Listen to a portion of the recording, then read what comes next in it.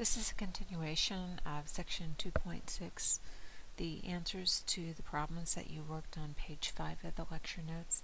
I'd just kind of like to go over the answers with you and make sure that you understand. So on the first one, x plus 2 is greater than negative 12. We want the x to be on the left, so we're going to subtract 2 from both sides, and we get x is bigger than negative 14. So because it's a greater than sign, we're going to use a parentheses. If it was greater than or equal to, we would use a square brace. But because it's strictly greater than, we're going to use a parentheses.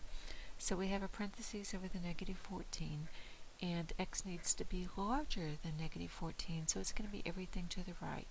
Because 0 is bigger than negative 14, so it's going to be in the solution set. If we want to try to pick a couple of points and test it, everything from the negative 14 to the right will give us a true if it's correct, and everything to the left will give us a false. So if we pick x equal to 0 and substitute it in our original equation of x plus 2 is greater than negative 12, we get 0 plus 2 is bigger than negative 12, and 2 is bigger than negative 12 is true, so our picture appears to be right. If we pick x equal to negative 14, we would expect to get a false, so we'll see what we get. Negative 15 plus 2 gives us negative 13, and negative 13 is smaller than negative 12, so we get a false answer. Our graph should be good. On the second problem that you worked, we have a number, a variable term, a number, and a variable term.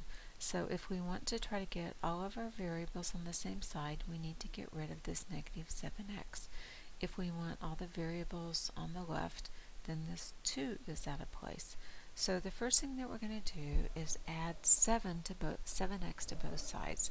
This gives us 2 minus 5x is greater than 7. Then we subtract 2 from both sides, and we end up with negative 5x is greater than negative 5x is greater than 5.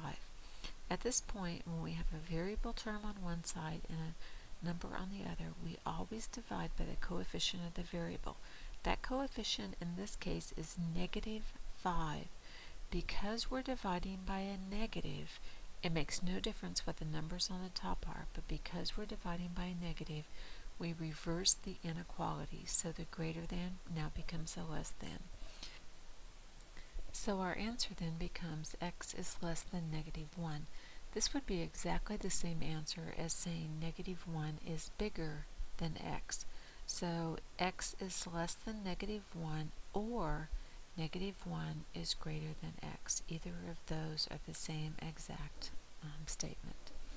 If we wanted to graph this, we're going to have a parentheses over top the negative 1. X needs to be less than negative 1, so negative 2 would be less than negative 1, negative 3 would be less than negative 1, so it'll be everything to the left of the negative 1. If we want to try 2 points and make sure that our picture is correct, we would expect everything to the left of negative 1 to give us a true, and everything to the right of negative 1 to give us a false. So if we pick x equals 0, we're expecting to get a false. If we substitute it back into our original equation, the 2 minus 12x is greater than 7 minus 7x. We replace the x in that inequality by a 0, and we get 2 is larger than 7. That's false. Our picture appears to be correct. If we replace x by a negative 2, we would expect to get a true, and if we replace that in our inequality, we get 2 minus 12 times negative 2. That gives us a positive 24. Negative 12 times negative 2 gives us positive 24. Plus 2 gives us 26 on the left. On the right hand side, we have negative 7 times negative 2 gives us positive 14. 7 and 14 gives us 21. So 26 is bigger than 21. That's true. Our picture appears to be right. At this point, we're going to not do anything else in this section. None of your homework problems has anything past this point. But what I would like you to do is to take out your practice test, and we'll take a look at one of the problems there. Okay, if you have your practice test, I went ahead and did the first one for you. So on this one we have a number, a variable, and a number. If we want our variables on the left, then we need to get rid of this 3 that's over here, and we need to get rid of this negative x that's over on the right. So to do that, we add x to both sides.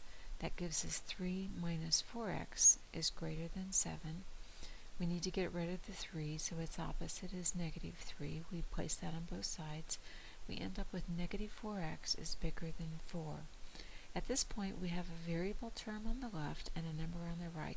We always divide by the coefficient of the variable. That means we divide both sides by negative 4. Because we're dividing by a negative 4, we're going to reverse that inequality sign so that greater becomes less than. If we were dividing by a positive, we would not reverse it, but because we're dividing by a negative, we do reverse it. So that gives us x is less than negative 1, or we could write it as negative 1 is greater than x. Those two answers are exactly the same, so you can have two choices when you write your answers of which way that you prefer to look at it.